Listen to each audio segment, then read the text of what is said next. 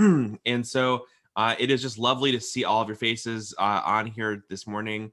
Harry, I don't know if you wanted to say anything this morning before we begin. I know that one of the and I'll actually look for Harry to see if he said yes to that. Harry, did you want to say anything? Yeah, I just wanted to say welcome to our second session of Sage. I hope you all received the email on Sunday with the link and the pre-reading material and were able to read it. Our format today will be similar to last month. One change is the breakout room will be longer, approximately a half an hour. And here's Rabbi Knight. Great. Yeah, so I was going to make a slight adjustment to what Harry said. We're going to probably do potentially 2 breakout rooms, one for about 20 minutes, and then one at the end for a little long, for one at the end as well for people who want to speak longer. We heard the desire to have the longer breakout rooms, and that's great. It's far be it for me to want to have people talking to each other less. So I'm thrilled that people want to have more breakout rooms, and that's great. Without further ado, I want to turn it over to Donna Tarney, who has been an amazing partner in helping to create, craft, and teach this class today. So Donna's gonna take it away. Good morning. Thank you for the wonderful introduction, Rabbi Knight, and welcome back to everyone for the second Sage class regarding anti-Semitism, the machinery of hate. So last month, we looked at anti-Semitism or anti-Judaism and how it sprung from the origins of the church's separation from the Jewish community. They started out as a Jewish group within the larger Jewish nation and then split off into what we know today as Christianity. We went up to about the early 300s. And so today we're going to look at how did we get from this specifically religious exclusion of a group of people for particularly religious ideas to an anti-Semitism that is worldwide and really very much broken off from, divorced from any religious foundations at all. Today we have an anti-Semitism that grew up during the Middle Ages and really solidified in the 17 to 1800s. And so what I'd like to do, since I do not believe in reinventing the wheel, I have a very good 8.5-minute video clip from Yad Vashem, during which a professor of Jewish history lays out this evolution. He mentions a couple of theologians that I just would like to introduce you to before you listen to this, so you have some context. The first one is Saint Augustine or Saint Augustine, depending on how you want to pronounce it.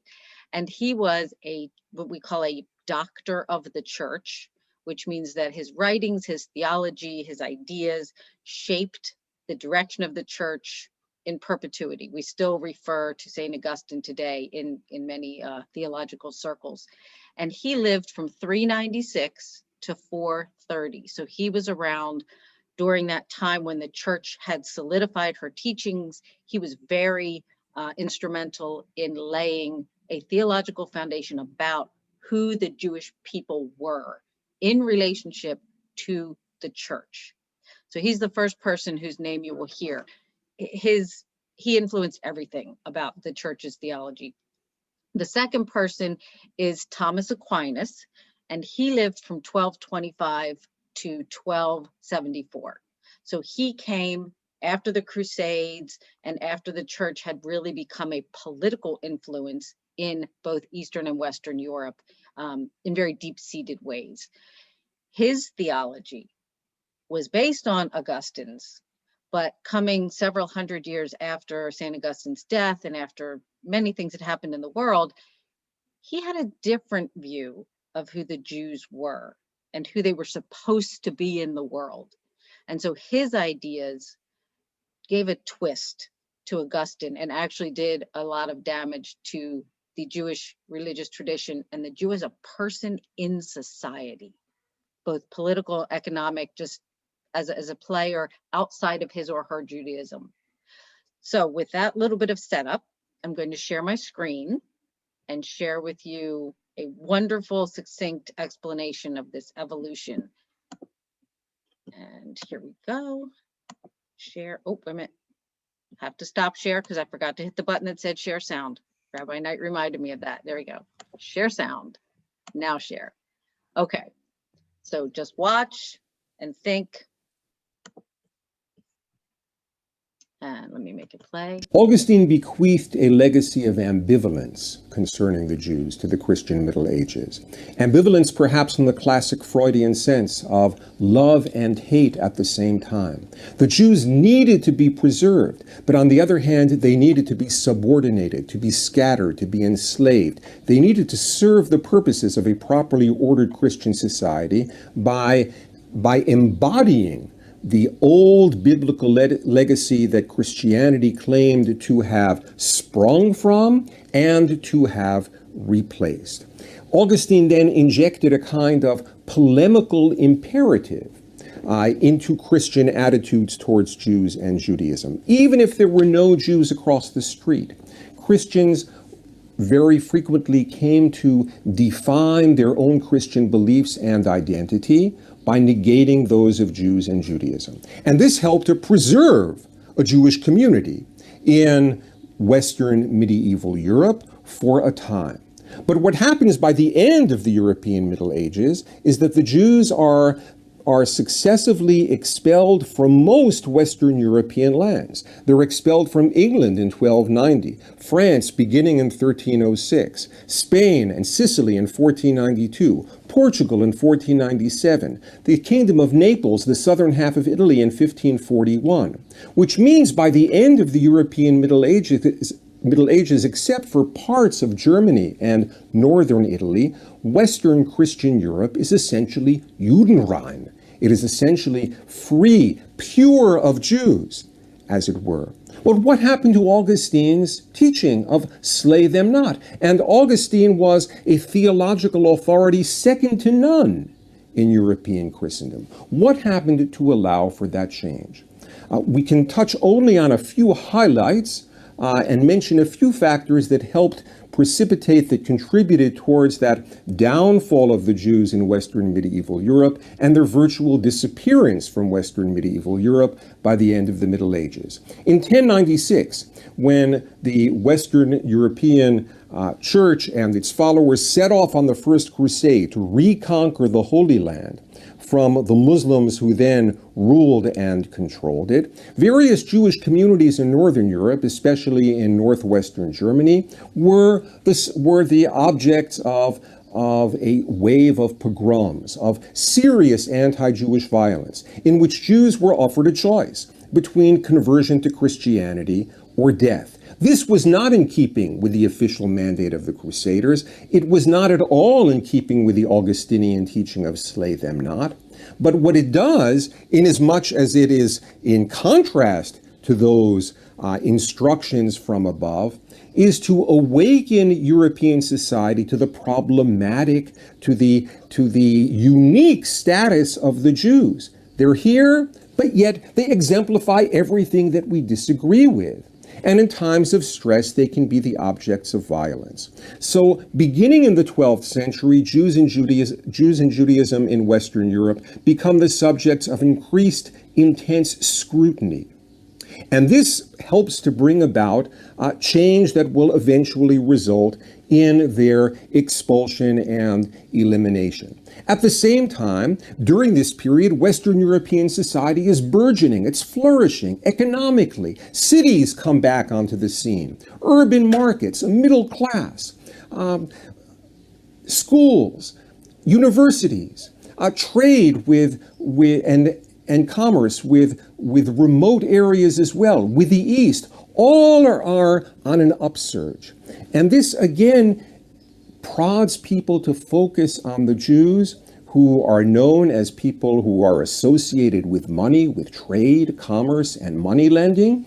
It forces Jews into occupations like money lending. And what it also does is to bring them into a kind of friction and conflict with other classes in society. Christian bureaucrats who now themselves are experiencing new power and authority, and they have to stake out their terrain in contrast or in opposition to those of other groups like the Jews. During this same period, Western European Christendom comes into an encounter with other others. Jews were typically the only other in religious terms in early European society, in early medieval European society, but now Christians come into contact more than ever before with Muslims in their midst.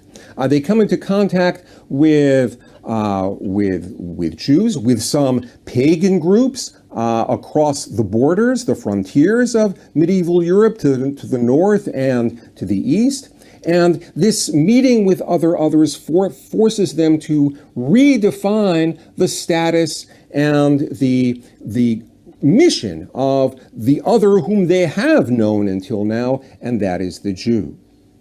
But perhaps the most important catalyst for change in the Christian perception of the Jew in theological terms is the awakening of the church to the reality that the Jews of today are not fossils of antiquity.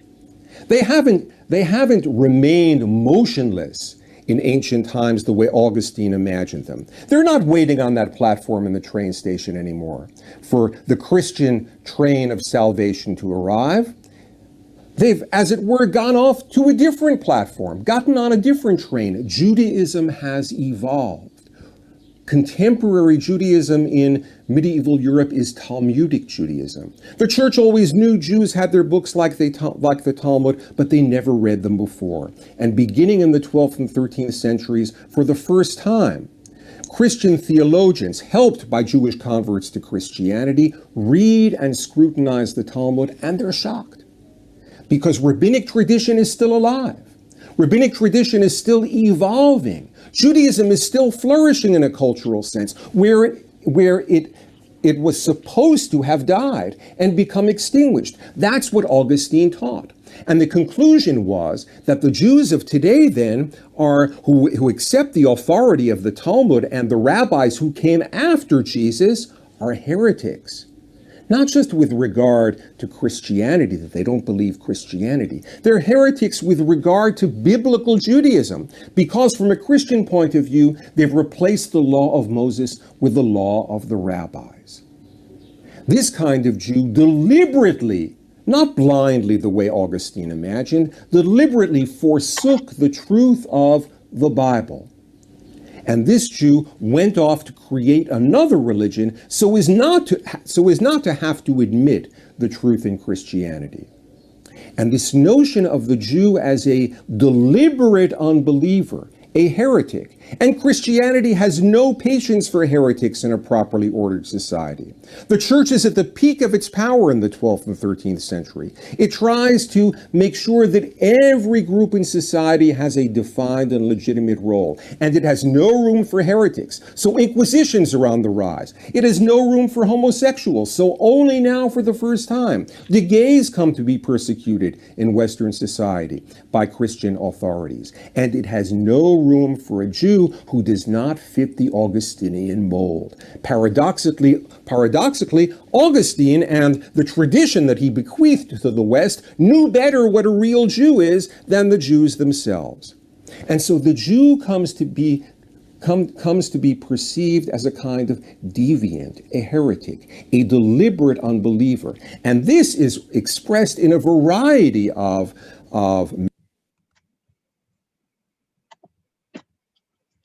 Okay, so I thought I had clipped the end of that off, and I had not.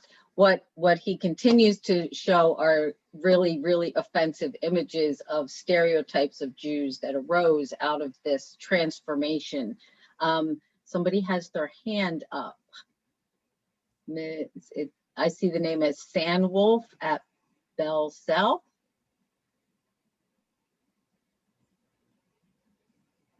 So I don't know who that is, but if you have something to ask, you can unmute yourself. I can lower your hand. Okay. All right. So that Bob has his hand up. Yep. Go ahead, Bob. Sandra. Was Sandy? he talks about the and if you're going to cover this, just stop me. Yeah. He talks about where the Jews fled as they were expelled, but didn't say where they went to, because they didn't disappear, obviously. Oh, no, correct. No, he just, yeah, and I'm not going to speak about that today because we're focusing on how this idea of a religious issue became a societal issue. But yeah, the Jews were chased when they fled England. They went to Spain, they went to Italy, they went to Poland. A lot of them went to Poland throughout this whole time period because Poland was the first culturally diverse country that accepted pretty much everyone, ironically, because that's where most of the Jews were in Europe when Hitler came to power. So they played a game of run from whoever is not persecuting you at the moment. And you can trace that in history books. They show you the diaspora communities throughout the Middle Ages and the Enlightenment period, scientific revolution. But the important thing that he was getting at, and I like the way he kind of tied it all up, was that this anti-Judaism becomes anti-Semitism when the church starts teaching that the Jews were not ignorant of what they did to the Messiah.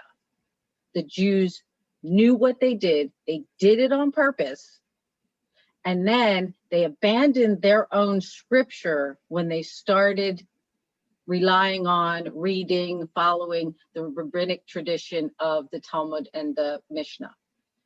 And so what the Christian theologians were able to do, because Christianity was widespread, especially in Western Europe, was to put out this idea that not only were the Jews kind of backwards because they missed the boat or missed the train of Christianity, but that they were intentionally evil and deviant and tricky and all those things that we have still hanging on with us today. This is where they came from.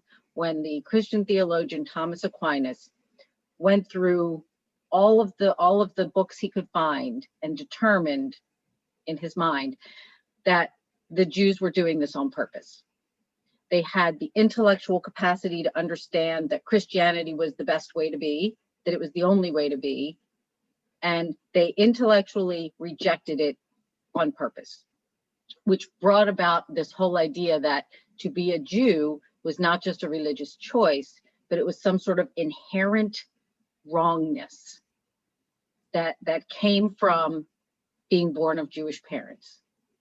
This all translates forward to the idea of evolution of the fittest when Darwin comes along, and we have Charles Linnaeus, who gives us the nomenclature of plants and animals and how we fall into categories and species.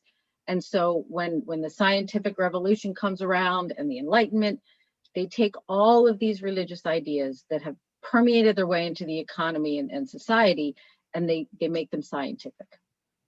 And they say, okay, if animals are grouped this way, and they have a certain path that they walk because of who they are, and only the smart or better ones evolve to a better type of animal, more fit to survive, then the Jews are also in this because humans are set up the same way.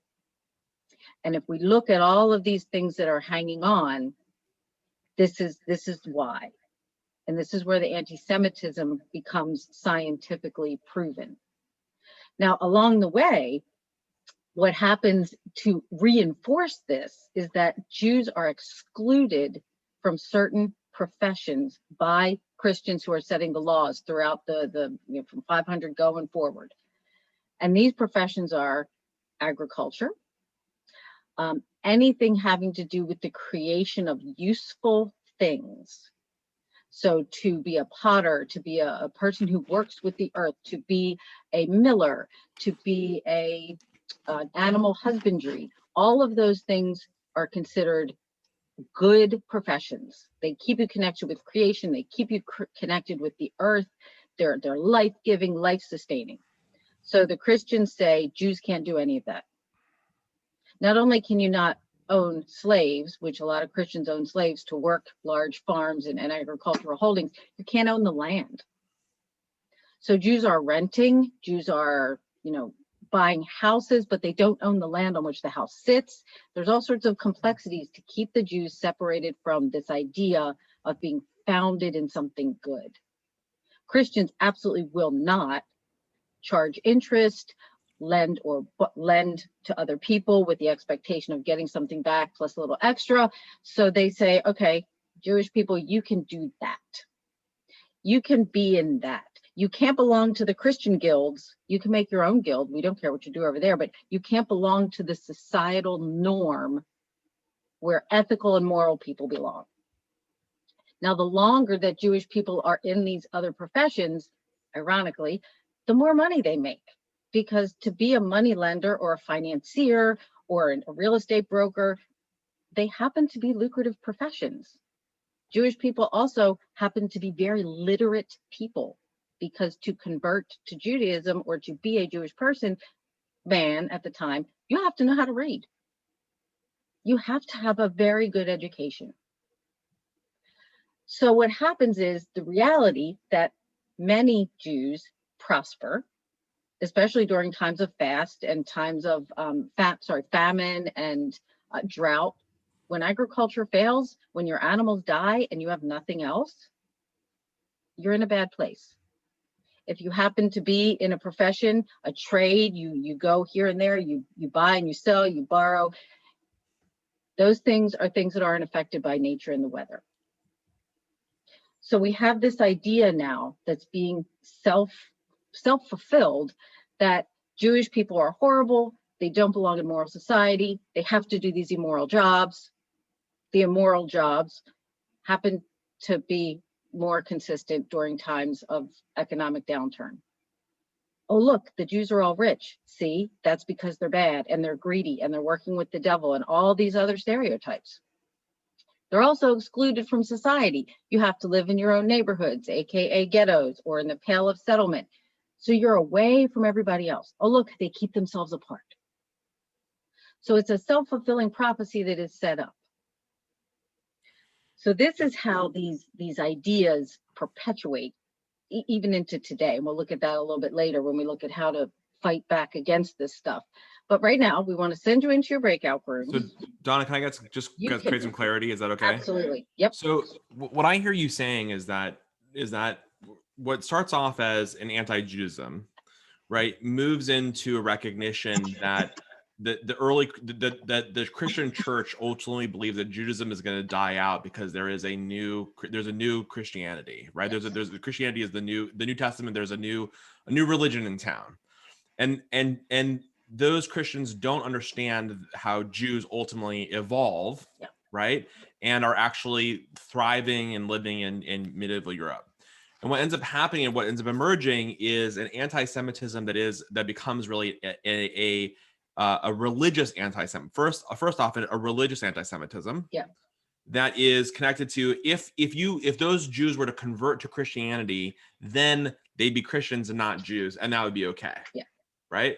But then simultaneously, not only do we have a religious anti-Semitism, but then we start to see economic anti-Semitism from the perspective of prohibitions and specific roles that Jews are forced to be in, specifically because Jews are not allowed to be in certain types of professions, and that creates sort of a linking of Jews into sort of certain types of professions and certain types of roles in terms of banking or real estate or whatever it might be, that ends up evolving to what is initially religious anti-Semitism into economic anti-Semitism. And then you added one other layer, which I think is important, is that as we get into Darwinism and you start to see racial anti-Semitism, right? And that the racial anti-Semitism is basically the race of Judaism is actually a subpar race as opposed to the other races that exist. So we have a religious anti-Judaism that leads to religious anti-Semitism that leads to economic anti-Semitism that leads to a racial anti-Semitism. Is that what you're saying? Absolutely. And that's why we're a team, because you did that so well. Okay. Thank you. Okay. So Could I add on something the, now? yeah, Hello, yeah. So we were talking, or the speaker was, about expulsion of the Jews in various countries of Western Europe. yeah, And one thing that I was astonished about when I went to various museums in Western Europe was that the kings or rulers responsible for those expulsions typically had surnames or epithets such as Le Beau or Le Belle, indicating that they were good or beautiful. So it seems that there was some buy-in. We aren't talking about democracies, but among the general people, there was some kind of buy-in for these various expulsions, indicating that there was some kind of popular support. These rulers were, among all rulers of that country, the most beautiful and the best. We can relate to this in our own day when, as a young boy, I heard that well, most Germans didn't support the Nazis, and most soldiers were fighting on the Eastern Front. And of course, that wasn't true, but to be sure, there were righteous Gentiles. So just as it isn't clear how much there was buy-in among the German populace during the Holocaust of our time, then it isn't as clear, I would say, what kind of buy-in there was, but evidence of the Le Beau and Le Belle epithets indicates there was popular support for those expulsions. And as you indicated, that ultimately forced the people, if not up to South America, then into Poland and sitting ducks for the Holocaust eventually. absolutely. Yeah. And Bob?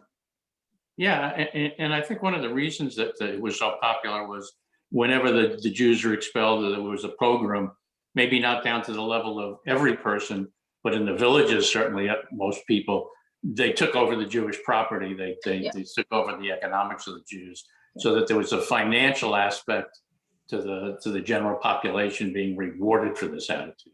Absolutely. Absolutely. So what I would like to do, I don't want to concentrate too much on the horribleness and the sadness of this, because it's a very heavy subject.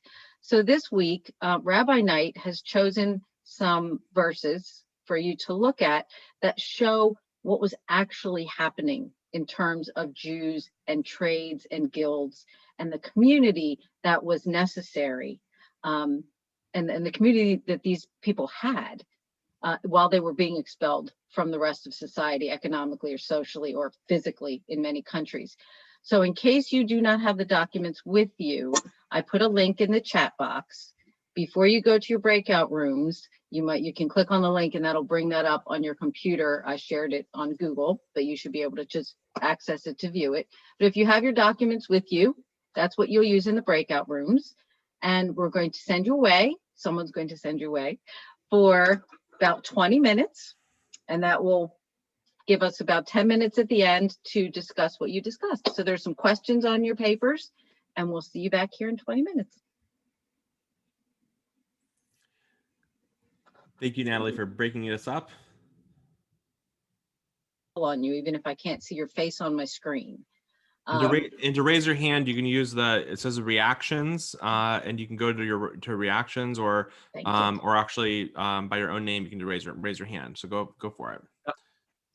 Okay, so we have Mitt and Jean. Oh, that's Milt. Okay, Milt, sorry, I didn't have my glasses on. Not Mitt Romney. So in our group, a lot of the discussions came about what happened to us as we grew up in terms of our reaction towards anti-Semitism, anti-Judaism. And all of us had experiences of that. There were 5 of us in our breakout room. And it wasn't from like when we were just kids. It was, as when we were adults. And one of the last statements that one of our participants mentioned was that she actually, when she was looking for a home, wanted to live in a neighborhood where there were a lot of Jews, because she would be concerned if she were in a neighborhood where there were minimal Jews and she would be the other. And we all gave our experiences about that, so that we're not talking about ancient times or Middle Age times, we're talking about present times. So that was an interesting reality. I gave my experiences, not thinking that they were rare, but everybody in our group shared some form of that experience. And that's what we were discussing. Thank you. Michael Norman. Yes, we had an interesting discussion. Faylinda Lindner is the spokesperson for our group. And Faylinda, go ahead and share some of the observations, which everybody, there were 5 of us and everybody contributed, and a lot of it related, and then I'll turn it over to her to answers and responses to the questions that Rabbi Knight had posed, the initial question, and then the next 3 questions towards the bottom of that. So Faylinda? Right. Well, part of the time we spent discussing what problems were created when guilds will only teach to their own families and not go beyond their own families. And one of the things that was said was, well, we'd already been excluded from Christianities. Why would we be excluding our own? And also that the community already being divided from Christianity divides us even more. And actually, Michael said that a lot of it had to do with economic problems rather than religious. Doesn't seem to be anything religious about it. And that Christians, because they feared being the outcasts and the church protected their own, made the Jews excluded, and many of the Christians out of fear of being, being the ones that were excluded. Yeah, absolutely. It's a lot of fear. You're right. And I think that the aspect of that is that for a long time, right, there was really one path to being Jewish, right? So what was the religious experience was sort of assumed and expected that that's the way that the religious experience was going to be observed. And so what ends up happening is that the synagogue becomes the place for people to not only have your religious life, but also also a way for people to build relationships within the community that are going to help them in their professional lives and in ways in which they're going to make a living, and then ultimately support community through tzedakah and through other forms of good deeds. And that is exceedingly important. But Michael, go ahead. You're gonna add something.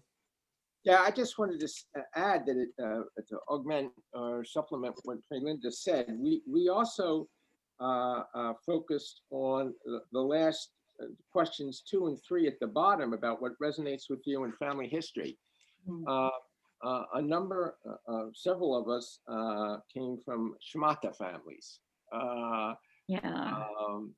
who were involved in that particular area. Interestingly enough, when we talked about community, most of the people in our group came here from somewhere and were here for varying periods of time.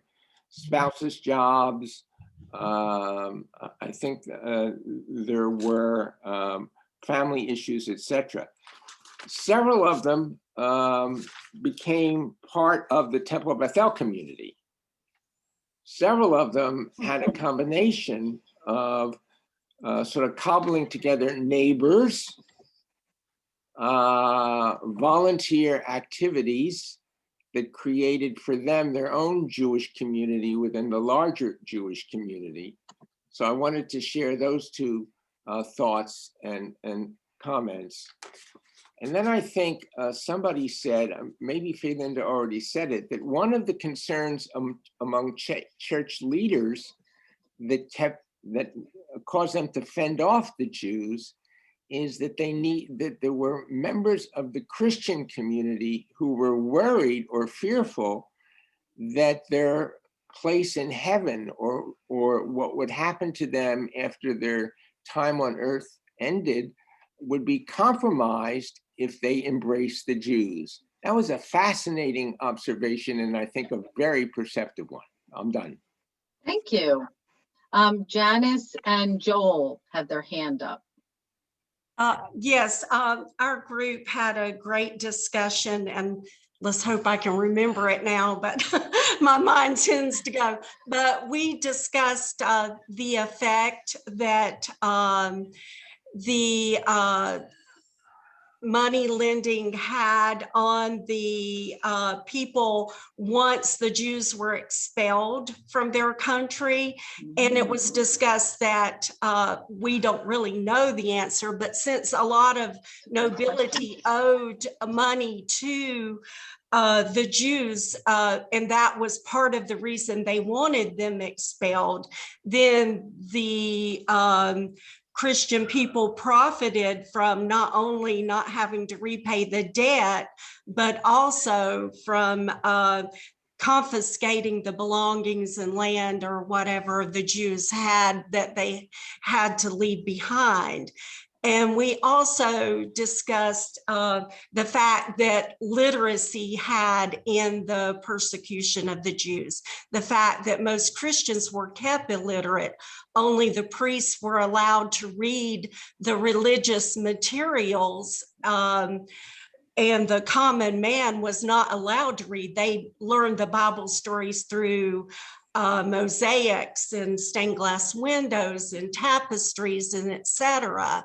And but here you had the Jews who were literate, and they were perceived as evil because of the fact that they were literate and they understood the scriptures and they could question what Christians believed even, whereas the common Christian person could not do so. That's the way the priests wanted it, so that their word was the law. So this created a fear and hate of the Jews as well. And we discussed how the abacus was introduced, which helped to the people to compute larger numbers. And this also ultimately feeds back to coming from the Jewish people via the Muslims. So that's all I can remember right now, but I'm sure there was more. Thank you, Janice. And then Emmy, or Emmy, I don't know how to pronounce it. Amy. Amy, thank you. I was in Michael's group, and I was the one that brought up that about the priests and heaven. And just to clarify that thought, how it can come about is not just if the priests alone believe this, but by influencing the people, their people, to go along with it. If they don't go along with it, as Rabbi Knight said when he was speaking about the Jewish people, it's the same story. You lose your community, you lose people in your community supporting your businesses, and people don't want to take that chance. So it causes silent acceptance, even if they didn't feel that way, to ostracize the Jewish people. Yeah, thank you, Emmy. And speaking as a lifelong Catholic, knowing the history of our church, the emphasis on being part of that community and not going against your priest, yeah, the consequences were ostracization from your entire community. So thank you. Susan? You're on mute, Susan. Did we just lose Susan? Hello, can you hear me? Yes. I grew up in a very unique community. It was a part of Boston known as Dorchester. And it actually is quite famous because it was basically a Jewish ghetto. The only other people who lived there were the Irish who lived in the projects. And they would persecute my brother on his way to Hebrew school. But I grew up, I remember asking, every day bubbies went up and down Blue Hill Avenue doing their shopping. And I remember asking my mother when I was very young, how come these women had numbers on their arms? And I grew up being fearful of letting other people know that I was Jewish, because I saw the Jews until until Israel came along. It was just, I didn't know any other people but Jews except at school. Has anybody heard of Dorchester and Blue Hill Avenue? Yeah. Uh-huh. It was, I did meet non-Jews at school. What state? What state? And this is Boston. Boston, Massachusetts. Yes, So, it's called okay. Dorchester, Blue Hill Avenue, Yes, Franklin Field. I have heard of Dorchester. I Yeah, have it was. relatives from Marblehead and Lynn. Oh, okay. And then what happened was the first family sold out to the Black community. And then it became a Black ghetto. And, you know, we were actually afraid to go back. You know, everything was closed up, the kosher meat market.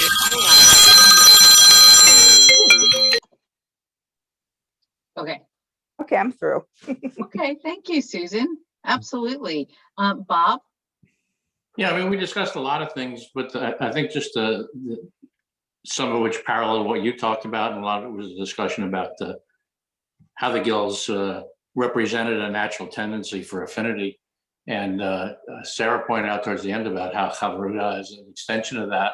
And then we talked about how the most recent trend in our temple, tribes, is really a sort of an extension of this idea. Right. Thank you. So yeah, and does anybody, Mitt and Jean again, and then Betsy? Milt and Jean. Milt, you have to unmute.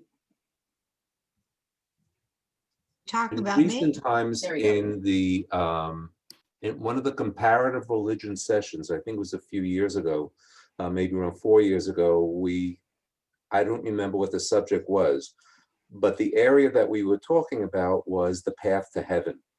And there were liberal, progressive Christianity. There was a nun that was there, and we had one of the conservative Protestant churches. And so part of the discussion was there are many paths up that mountain to heaven. And the more conservative minister said he believes in what the book says, the Bible says, and there's only one path, and that was through Christ.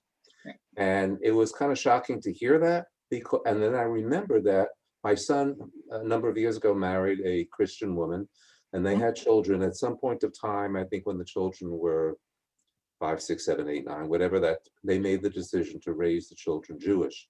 And her friends were very upset to her. I said, how could you do that? Your children have no entry into heaven. This is like not that many years ago. And it was like, really? That still exists.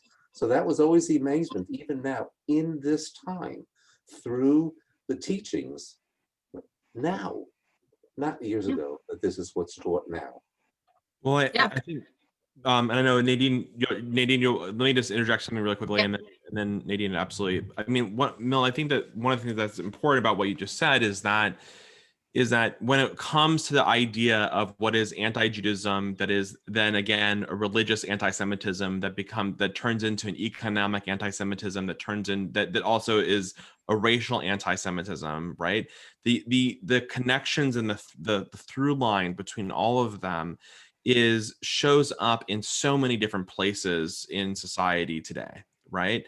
And that what we're talking about is really the building blocks of, you know, who's using this and for what, and which, as we talk about it in terms of the machinery of hate, we have to understand, well, who's using this and for what purpose? So if the purpose is that you want to have people convert to Christianity, a religious anti-Semitism, right? Or you want to reinforce Christianity, a religious anti-Semitism, right, is used by Christian leaders to be able to do that.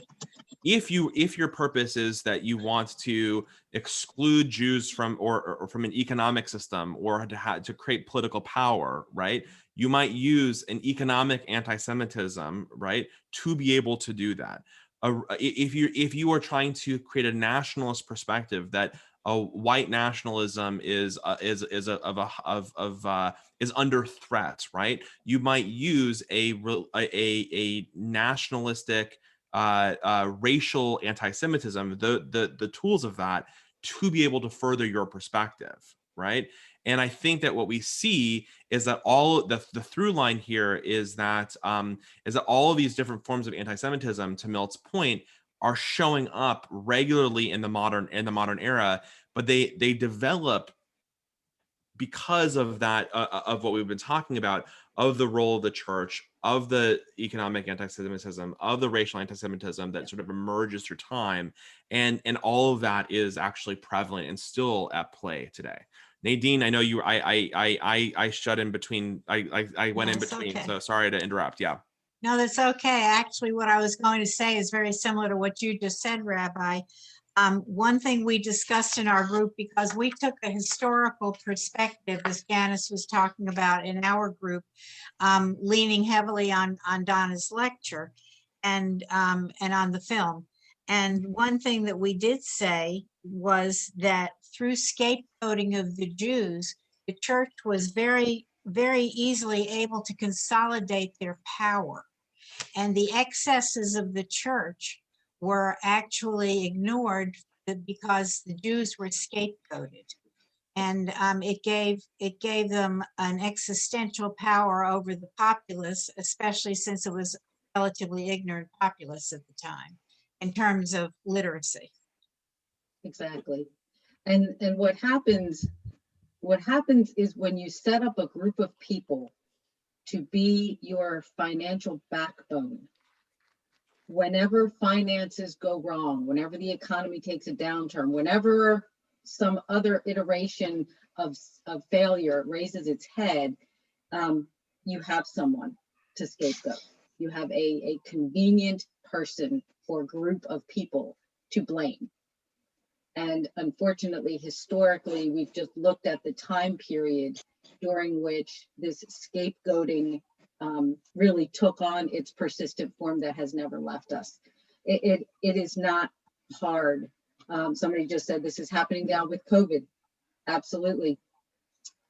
It's not difficult once you get that stereotype set in someone's mind and then you feed it with proof. We're all, Judaism being the scapegoat of everyone is like the first and most long-lasting conspiracy theory, the first fake news. And we all see how hard that is to shake off once you get deeply in. Leslie? What I was going to say is that when we talk about, just the priests would it reinforce the concept that heaven was something exclusive and only certain Christians who were good Christians would get to go to heaven and all of that. And we also talk about how wealth was accumulated by expropriating Jewish wealth, and giving it, or Christians taking it back into their communities. I keep thinking about the hierarchy of the church, and that really the whole structure of the church was built around a concept of accumulation of wealth for that centralized authority, and that the priests were really very, very small. They were the low people on the rungs, so to speak, but that the church's real interest was in that monopoly on knowledge and the monopoly on access to wealth, and because it helped to build them, to aggrandize that structure, and that and that seemed, that became sort of a central function of life for most people in medieval Europe, particularly. And the church was still young enough then that anything that became a rival to it, or continued to exist without being subsumed under the control of the church, was a threat. Yeah. And the whole, if you want a tiny little bit of more depth to this, the whole idea that the end of the world was going to come before the original writers of the Christian scriptures had died was a huge disappointment. When the Messiah didn't come again and show those Jews that hadn't converted that they were wrong, they needed a backup plan. And for a while, because of the persecution of the church and the Jews by the Roman Empire, they were just trying to survive. But once they became officially recognized and were given the ability to gain political power, and the end of the world still didn't come, then they did kind of wander farther and farther away from those initial roots, which were actually very similar to the Jewish communal living, the separation from the world. We are in the world, not of the world, is a big Christian thing. We should protect ourselves. We have our own theology. We have our own behavior. We share with one another. We support the poor. All that goes out the window when you're politically recognized, given land and wealth. And then you have corruption because humans just tend to go in that direction. And being the political superpower of 500 or 600 years of European history lends itself to a lot of bad things. I have a whole book about popes gone bad. So yeah, it's a fraught history. Popes gone bad. Popes gone bad. One of them had a harlot house in the Vatican. So, you know, yeah. A couple more questions, and then we'll do a conclusion. Yeah. Sarah? Going back to the guilds, was there a hierarchy within the guilds? Yes. Yeah. So the Christian guilds had a hierarchy within themselves, kind of like a little pyramid. You know, there was the guild master, and then you had to pay your dues, and you had to prove your talents, and you had to give so much. And I do not know if within the Jewish guilds it worked the same way. Rabbi That's a good Asher? question. I don't know the answer. Rabbi Gershon, do you know the answer to that? Yeah, I don't know the answer to that. That's a great question. I'll write it down and see if we can get you an answer, Sarah. Thank you. I have a question for the rabbi. Yep. A long time ago, now maybe it was just because I was very young and they had to give me some explanation when asked what were the comments from the rabbis that said that in order for us to accept the Messiah, there were certain things that had to happen, and therefore we never found that out, and therefore we believe that it wasn't Jesus. Is that making sense? In other words, the rabbis of long ago, did they have a list? You know, in order to accept and have a Messiah, these things had to happen. Yeah, I mean that actually the things that the idea of what constituted Messiah, right, actually is partially biblical. I think there's a couple of things that are important.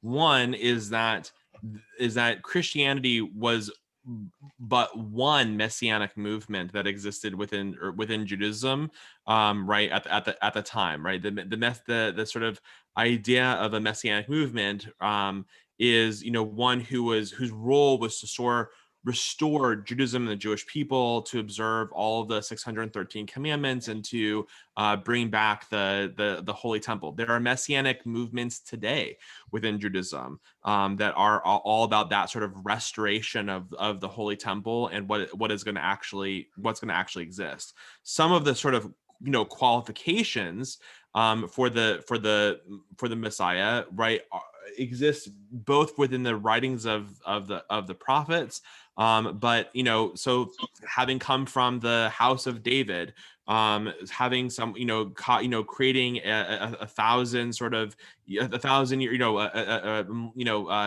millennium of peace, various different sort of needs to be personally observant to Torah and mitzvot.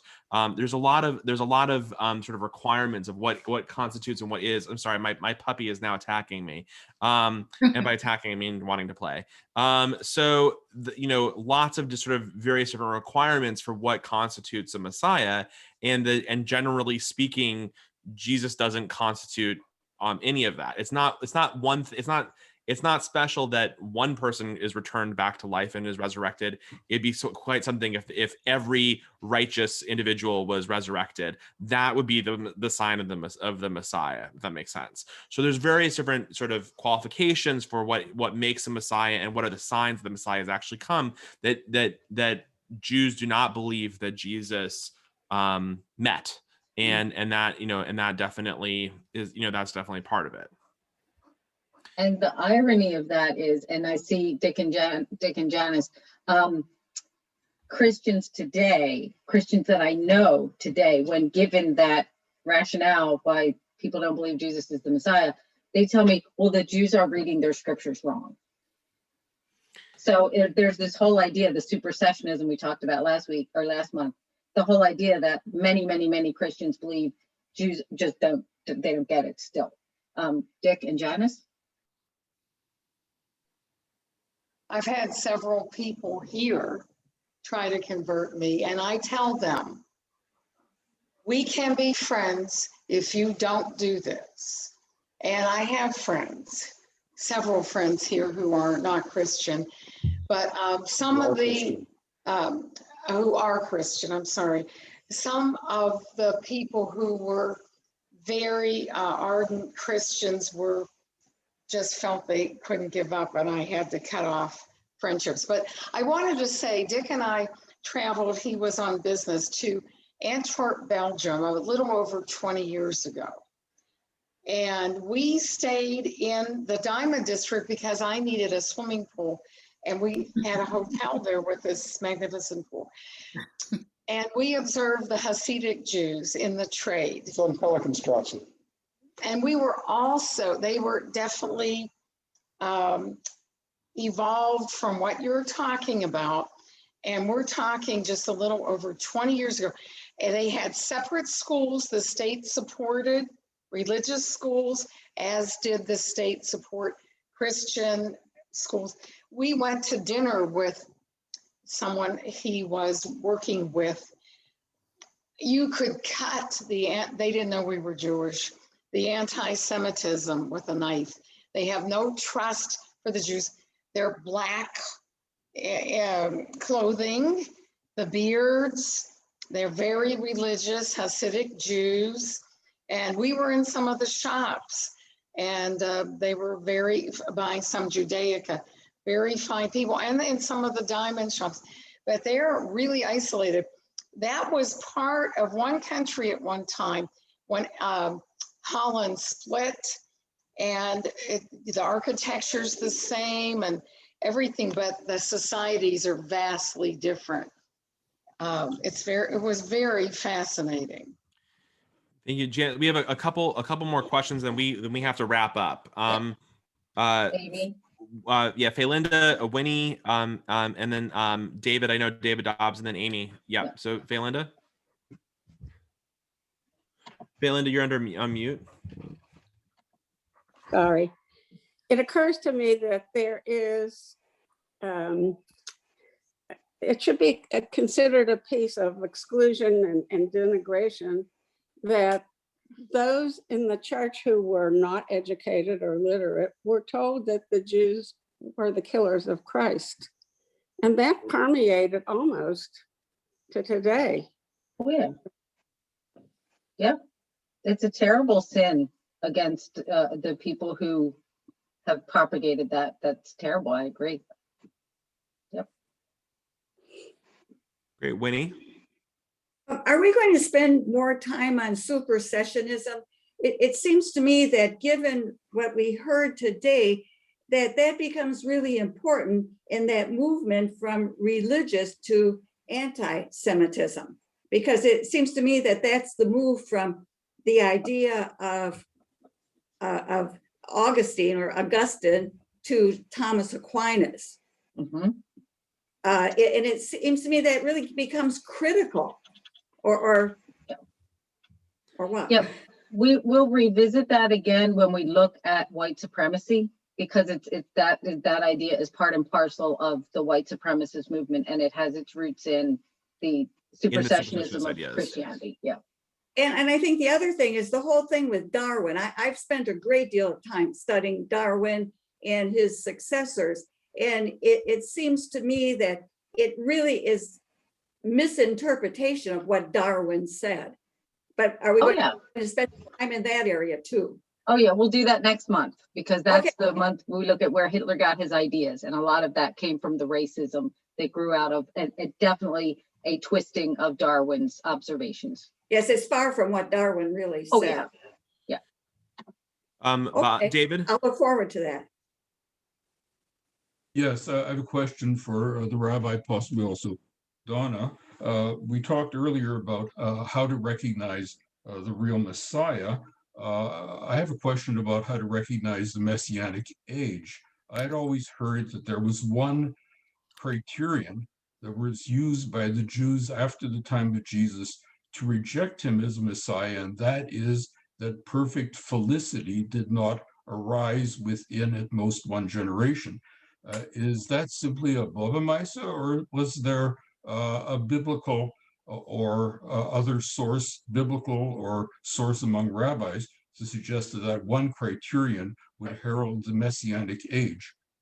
Yeah, I mean, the Messianic age is supposed to be heralded by an entirely, peaceful society, and you know, I don't know if it's felicity necessarily, but like domestic happiness in the definition of that word, but it is most assuredly that there's supposed to be no wars and conflicts, and right, and it'd be hard to, I don't know, what history you'd have to read in order to assure that that there's been no wars, or or even a millennia of peace after Jesus. That did not happen. And so it is absolutely true that sort of lacking that, rabbis effectively said that is one of the marks of what would be the heralding of a messianic age, and we haven't had that. We hope for it, we still hope for it, but we don't have it yet, and we haven't had it, and we don't have it yet. Mm-hmm. Thank you. Amy, and then Bob. So continuing on with that thought about the Mashiach, and the Christians saying that Jesus is the King of the Jews, it's a little confusing that if they really believe that, and that's a question for you, Donna, if they really believe that, the Christians believe that Jesus is the King of the Jews, they're basing that on certain things that show them that he really was the Messiah. However, as Rabbi Knight said, all of the people who would need to be resurrected, and Jesus speaks of a second coming in order to get this to happen, so that he isn't really the same King of the Jews. So how do they approach this seeming contradiction and make it into one? Right. So here's well, first of all, the Christians don't consider Jesus the King of the Jews. They consider Jesus to be the Son of God and the Redeemer of the world. Pilate put the inscription on the crucifix, on the cross in which Jesus was crucified, the King of the Jews. Most Christians I know, that's not a title that they ascribe to Jesus as the Christ. But what they do say, the whole second coming thing.